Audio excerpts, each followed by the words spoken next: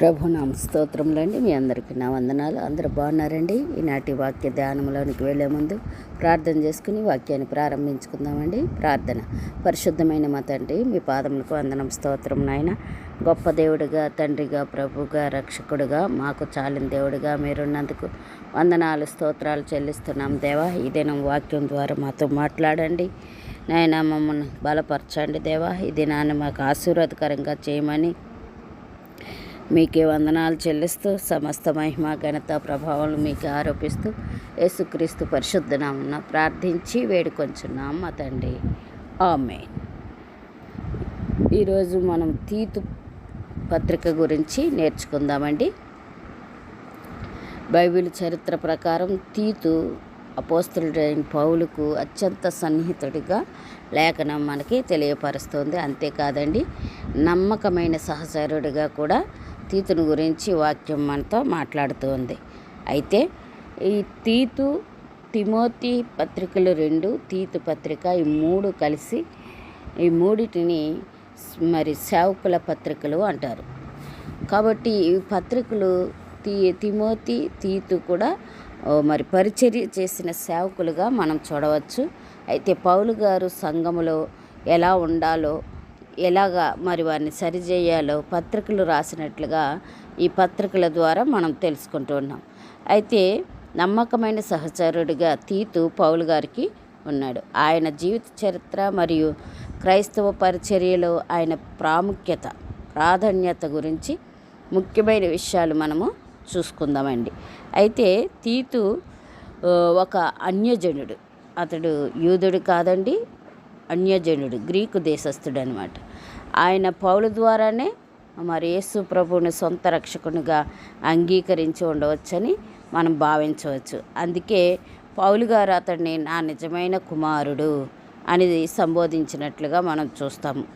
సున్నతి అనే వివాదం వచ్చినప్పుడు మరి మొట్టమొదటి క్రైస్తవులుగా ఉన్న సంఘములో ఉన్న క్రైస్తవులు అన్యజనులకు సున్నతి అవసరము అని కొంతమంది చర్చించటం జరిగింది. పౌలు గారైతే మరి సున్నతి అనేది అవసరం లేదు అని పౌలు గారు చర్చించినట్లుగా కూడా మనం చూస్తాం. పౌలు తీతుని ఒక ఉదాహరణగా తీసుకుని ఎంచుకున్నట్లుగా ఇక్కడ మనం చూడవచ్చు. తీతు సున్నతి లేకుండానే రక్షణ పొందాడని ఆ యొక్క సంఘంలో ఉన్న వారందరికీ నిరూపించటానికి పౌలు గారు అతడిని యెరూషలేములోని అపోస్తుల యొద్దకు తీసుకుని వెళ్ళినట్లుగా మనం చూడవచ్చు. అంతేకాదండి, కొరింథీ సంఘములో సమస్యలు తలెత్తినప్పుడు వాటిని పరిష్కరించడానికి పౌలు గారు తీతును పంపించినట్లుగా మనము పత్రికల్లో చూస్తాము. తీతు తన పనిని చక్కగా సమర్థవంతంగా నిర్వహించేవాడుగా మనకు కనబడతాడు. కొరింథీయుల యొక్క పశ్చాత్తాపం గురించి పౌలుకు సమాచారం అందిస్తాడు. అంతేకాదండి, మరి పౌలు గారు తీతుకు రాసిన ఉత్తరంలో బైబిల్లోని కాపర పత్రికలలో ఇది కూడా తీతు పత్రిక ఒకటిగా మనం చూస్తాం. 3 పత్రికలు కాపర పత్రికలుగా చూసుకున్నాము. 1 తిమోతి, 2 తిమోతి, తీతు. ఈ మూడిటిలో తీతు కూడా ఒక పత్రికగా మనం చూస్తూ ఉన్నాం. అయితే మరి పౌలు గారు మరియు తీతు కలిసి క్రేతు ద్వీపములో సువార్త ప్రకటించిన వారిగా మనకు కనపడతారు. అక్కడ లోపంగా ఉన్న వాటిని సరిచేయటానికి ఆ పట్టణంలో పెద్దలను నియమించటానికి పౌలు గారు తీతును అక్కడే విడిచిపెట్టి వచ్చినట్లుగా మనం లేఖనంలో చూస్తాం. ఇంకా మనం చూస్తే సంఘంలో నాయకులకు ఉండవలసిన ముఖ్యమైన లక్షణాలను గురించి ఈ పత్రికలో రాసినట్లుగా మనం చూస్తాం. మరి నాయకులకు ఉండవలసిన అర్హతలు, వృద్ధులు మరియు యవనస్తులు ఎలా ప్రవర్తించాలో అక్కడ వివరించటం మనము ఈ పత్రిక యొక్క ముఖ్య ఉద్దేశంగా మనము చూడవచ్చు. అంతేకాదండి, ఈ పత్రికలో సత్కార్యములు అనే పదం కూడా పదే పదే వినిపిస్తూ ఉంటుంది. అయితే విశ్వాసులు కేవలం మాటలతో కాకుండా వారి క్రియల ద్వారా దేవుని మహిమపరచాలని తీతుకు పౌలు గారు హెచ్చరించినట్లుగా ఈ పత్రికలో మనము చూస్తాము. ఇంకా మనం చూసినట్లయితే బైబిల్ ప్రకారం పౌలు గారు తన చివరి రోజుల్లో ఉన్నప్పుడు మరి తీతు దాల్మాటియాకు వెళ్ళినట్లు 2 తిమోతి 4:10 మనం చూస్తామండి. 2 తిమోతి 4:10 ఒకసారి చూసుకుందామండి. 2 తిమోతి 4:10 దేమా ఇహలోకమును స్నేహించి నన్ను విడిచి తెస్సలోనికేకు వెళ్ళెను. క్రెస్కే గలతియాకును తీతు తల్మతయాకును వెళ్ళిరి అని ఇక్కడ రాయబడటం మనం చూస్తున్నాం. అలాగూ ఈ యొక్క మరి తీతు తల్మయ్యకు వెళ్ళినట్లుగా ఇక్కడ మనము వాక్యం ద్వారా చూస్తూ ఉన్నాం. అలాగూ వెళ్ళి ఆయన తన పరిచర్యను అక్కడ వారిని అందరినీ కూడా సరిచేసినట్లుగా మనం వాక్య భాగంలో చూస్తాం. ఇంకా మనం చూసినట్లయితే ఈ యొక్క తీతు యొక్క చివరి రోజుల్లో జరిగిన విషయాలన్నీ కూడా ఇక్కడ రాయబడటం మనం చూస్తున్నాం. అంతేకాదండి, పౌలు గారు తన చివరి రోజుల్లో ఉన్నప్పుడు అక్కడ వెళ్ళినట్లుగా తిమోతి పత్రికలో చూసాం కదండి. క్రైస్తవ సంప్రదాయాల ప్రకారం తీతు తిరిగి క్రేతుకు వచ్చి అక్కడే మరి ఒక సేవకునిగా బిషప్గా సేవ చేసినట్లు వృద్ధాప్యంలో అక్కడే అతడు మరణించాడని కూడా చెప్తూ ఉంటారు. ఇంతకీ ఈ యొక్క పత్రిక యొక్క సారాంశం ఏంటంటే, తీతు ఒక కఠినమైన పరిస్థితిని కూడా చక్కగా దిద్దగల సమర్థుడైన నాయకుడిగా ఇక్కడ మనము తీతుని చూస్తూ ఉన్నాం. మరియు పౌలుకు కుడిభుజంగా ఉన్న సహచరుడిగా కూడా ఇతడు చరిత్రలో నిలిచిపోయినట్లుగా మనం చూడవచ్చు. ఈ యొక్క తీతు యొక్క పత్రిక మనం చూసినట్లయితే ఇంకా అనేక విషయాలు మనకి కనబడుతుంది. ఈ తీతు ఎవరని చెప్పుకున్నామంటే, తీతు ఒక అన్యజనుడిగా చూస్తాము. అతడు ఒక గ్రీకు దేశస్థుడిగా చూస్తున్నా. అతను యూదుడు కాదు, కానీ యేసుక్రీస్తునందు విశ్వాసం కలిగి క్రైస్తవుడైనట్లుగా మనం వాక్యం ద్వారా చూస్తాం. పౌలు అతనిని తన ఆత్మీయ కుమారుడని పిలిచినట్లుగా కూడా తీతు పత్రికలోనే మనము 1:4 చూస్తాం. అయితే తీతుకు పౌలుకు ఉన్న సంబంధం గురించి మనం చూసినట్లయితే, తీతు పౌలు గారి ద్వారా సువార్త వినిపించి మారినవాడిగా ఇక్కడ మనము భావించవచ్చు. అంతేకాదండి, పౌలు తనకెంతో విశ్వాసపాత్రుడైన సహాయకునిగా తీతును ఉపయోగించుకున్నాడని కూడా మనం చూడవచ్చు. కఠినమైన సమస్యలున్న సంఘాలకు తీతును పంపేవాడిగా మనం చూడవచ్చు. ఎందుకంటే అతనికి నాయకత్వ సామర్థ్యము ఉందని పౌలు గారు నమ్మారు కనుక. అంతేకాదండి, యెరూషలేము సభలో తీతు అన్యజనుడిగా ఉండి కూడా సున్నతి చేయించలేదు. ఇది సువార్తలో కృప ద్వారా రక్షణకు చూపించే ముఖ్యమైన ఉదాహరణగా తీతుని అనేక చోట్లకు తీసుకువెళ్ళినట్లుగా మనం చూడవచ్చు. కొరింథీ సంఘములో సమస్యలు వచ్చినప్పుడు పౌలు గారు తీతును పంపించారు. తీతు అక్కడ విశ్వాసులను ప్రోత్సహించి సమస్యలను సరిచేశాడని 2 కొరింథీయులకు రాసిన పత్రిక 6-7 మనం చూసినట్లయితే అక్కడ మనకి కనబడుతూ ఉంటుంది. 2 కొరింథీయులకు రాసిన పత్రిక 7వ అధ్యాయము 6-7 వరకు చూస్తే, అయినను దీనులను ఆదరించి దేవుడు తీతు రాక వలన మమ్మను ఆదరించెను. తీతు రాక వలన మాత్రమే కాకుండా అతడు మీ ఆత్మాభిలాషను, మీ అంగలార్పును, నా విషయమే మీకు కలిగిన అత్యాశక్తిని మాకు తెలుపుచు తాను మీ విషయమే పొందిన ఆదరణ వలన కూడా మమ్మల్ని ఆదరించను గనుక నేను మరి ఎక్కువగా సంతోషించి తిని అని ఈ యొక్క కొరింథీ పత్రికలో రాయబడటం మనం చూస్తాం. అలాగూ అనేక సమస్యలు గల సంఘాలలో తీతు గారు సరిచేసినట్లుగా సమస్యల నుంచి వారిని సరిచేసినట్లుగా మనం చూస్తాం. పౌలు గారు తీతును క్రేతులో వదిలిపెట్టాడని మనం వింటూ ఉన్నాం. అయితే అక్కడ సంఘాలను ఏర్పాటు చేయటం, అంతేకాదు పెద్దలను నియమించటం అతడి బాధ్యతగా మనం చూస్తాం.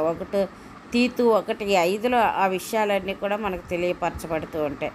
అయితే పౌలు గారు తీతుకు ఒక ప్రత్యేకమైన పత్రిక రాశారని అదే ఈ తీతు పత్రికగా మనం చూడవచ్చు. ఇందులో సంఘ నాయకుల యొక్క లక్షణాలు మనకి కనబడుతున్నాయి. ఎలా ఉండాలి అనే వాటి గురించి మనం చూసినట్లయితే, సత్యబోధ చేసేవారిగా ఉండాలి, క్రైస్తవ జీవన విధానాన్ని వారు చూపించేవారుగా ఉండాలి. అటువంటి విషయాలు ఈ యొక్క పత్రికలో ఉన్నట్లుగా మనం చూడవచ్చు. ఈ తీతు యొక్క లక్షణాల గురించి మనం చూసినట్లయితే, తీతు విశ్వాసపాత్రుడు, అంతేకాదండి ధైర్యవంతుడు, ఇంకంతేకాదండి ఆయన బాధ్యతాయుత నాయకుడిగా మనకి కనబడతాడు. సువార్తకు అంకిత భావం గలవాడుగా ఈ పౌలు గారిని మనము చూడవచ్చు. అయితే పౌలు గారు ఈ యొక్క తీతు జీవితం నుంచి మనం అనేక పాఠాలు నేర్చుకోవచ్చు. దేవుడు అన్యజనులను కూడా తన పని కొరకు ఉపయోగిస్తాడని మనం తీతుని చూసి నేర్చుకోవచ్చు. మంచి నాయకుడిగా సమస్యలను పరిష్కరించాడు కనుక దేవుడు ఎవరినైనా వాడుకొనగలడని, మంచి నాయకునిగా తీర్చిదిద్దగలడని వాక్యం ద్వారా మనం చూస్తున్నాం. విశ్వాసం మాటల్లో కాకుండా పనుల్లో కనిపించాలని ఈ తీతు గారిని చూసి మనము నేర్చుకుంటాం. సేవలో నిబద్ధత చాలా ముఖ్యమైనదని తీతు గారి ద్వారా మనకి అర్థమవుతుంది. తీతు జీవితము మనకు ఒక గొప్ప ఉదాహరణగా కనబడుతుంది. అతడు పెద్దగా ప్రసిద్ధి పొందకపోయినా దేవుని కార్యంలో కీలక పాత్ర పోషించిన వాడిగా తీతు గారు మనకి కనబడుతున్నారు. పౌలు వంటి గొప్ప సేవకుడికి తోడుగా ఉండి సంఘ నిర్మాణంలో ముఖ్యమైన పాత్ర పోషించిన వాడిగా ఈ తీతు గారు వాళ్ళకి కనపడుతూ ఉన్నారు. తీతు యూదుడు కాదు, ఒక అన్యజనుడు. అయినా దేవుడు అతన్ని ఎన్నుకొని గొప్ప సేవకు ఉపయోగించుకున్నట్లుగా ఈ పత్రిక ద్వారా మనం చూస్తున్నాం. మనం ఎక్కడి వారైనా ఎలా ఉన్నా దేవుని పిలుపు మన జీవితాన్ని మార్చగలదని మనము గమనించగలం. పౌలు గారు తీతుకును విశ్వసించారు. కఠినమైన సంఘ సమస్యలు ఉన్న చోటికి తీతుని పంపించినట్లుగా మనము చూస్తూ ఉన్నాం. ఎందుకంటే తీతు ఒక నమ్మకమైన సేవకుడిగా ఇక్కడ మనకి కనబడుతున్నాడు. మన మీద దేవుడు బాధ్యత పెట్టగలడా అని మనం ఆలోచిస్తే, ప్రశ్నించుకుంటే, సమస్యల మధ్యలో నాయకత్వం కలిగి ఉన్నవారు, అంటే క్రేతు దీవులో పరిస్థితులు సులభంగా లేవు, చాలా కఠినంగా ఉన్నాయి. అక్కడ అసత్య బోధలు ఉన్నాయి, అశ్రద్ధ ఉంది, అశ్రద్ధ జీవితాలు అక్కడ కనబడుతున్నాయి. కానీ తీతు సంఘాలను సరిచేశాడు, పెద్దలను నియమించాడు, సత్యాన్ని నిలబెట్టాడు.